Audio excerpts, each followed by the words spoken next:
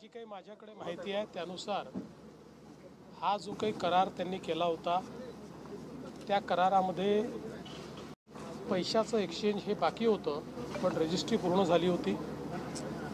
त्यांनी दोन्ही पक्षांनी ही रजिस्ट्री रद्द करावी अशा प्रकारचा अर्ज केलेला आहे। त्या अर्जाच्या अनुषंगाने त्यांना जे पैसे भरावे लागतात, कारण रजिस्ट्री रद्द करायची असेल तरी पैसे भरावे लागतात, त्यामुळे त्या संदर्भातली नोटीस त्यांना इश्यू झालेली आहे। त्यामुळे पुढची कारवाई जी काय ते होईल। पण हे जरी झालं तरी देखील जी काही क्रिमिनल केस दाखल झालेली आहे ती यांनी संपणार नाही। त्या संदर्भातल्या ज्या काही अनियमितता आहेत त्याला जो कोणी जबाबदार असेल त्याच्यावर पुढची कारवाई होईल। यासोबत एक पॅरलल इन्क्वायरी जी चाललेली आहे ACSच्या अंतर्गत एक कमिटी आम्ही केलेली आहे, त्याच्याही अंतर्गत सगळी चौकशी करून 1 महिन्यामध्ये त्याचा अहवाल आम्ही घेऊ। त्याच्यामध्ये याची किती व्याप्ती आहे, अजून कोण कोण याच्यामध्ये आहेत या संदर्भातली सगळी माहिती मिळेल आणि मग त्यानुसारच पुढची कारवाई ही केली जाईल।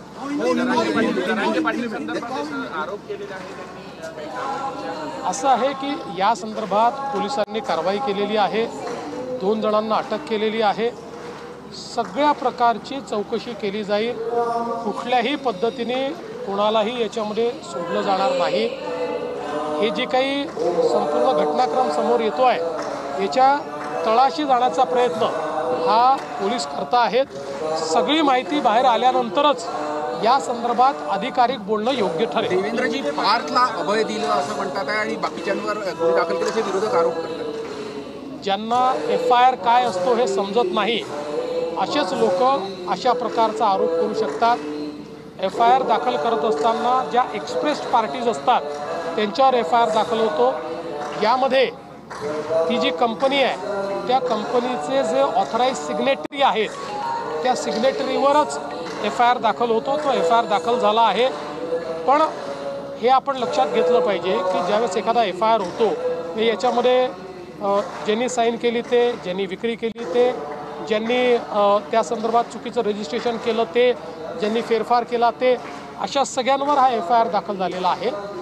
याच्या चौकशीच्या दरम्यान अजून जर कोणाची नावं आली, कोणाचा संबंध आला तर त्यांच्यावरही कारवाई होत असते। पण आता जो FIR केलेला आहे त्याच्यामध्ये कोणालाही डावललेलं नाही। नियमानुसार ऑथराइज सिग्नेटरी, नियमानुसार पॉवर ऑफ अटर्नी होल्डर हे FIRचे जबाबदार असतात, त्यांना जबाबदार धरलेला आहे। संपूर्ण जो करार झाला त्याच्यात शीतल तेजवानी एक नाव होतं, पण करार रद्द जे झालं त्याच्यात शीतल तेजवानी हे नाव नाही। ते मी आता बघितलेलं नाही आहे, ते बघितल्यानंतर मी सांगू शकतो।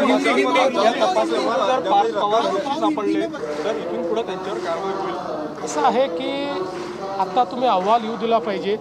मी तुम्हाला एवढं निश्चितपणे सांगतो, अहवालात जो कोणी दोषी असेल, जो कोणी, आणि माझ्या या मताशी श्रीमान उपमुख्यमंत्री अजितदादा पवारही या ठिकाणी पूर्णपणे सहमत असतील की या अहवालामध्ये कोणीही दोषी आढळला तरी त्याच्यावर कारवाई होईल। बघा, आम्ही कालही एकाही मिनिटाची वाट बघितली नाही। तात्काळ जे प्रायमा फेसी अधिकारी होते त्यांना सस्पेंड केलं आणि जे प्रायमा फेसी दोषी दिसत होते त्या सगळ्यांवर FIR केला।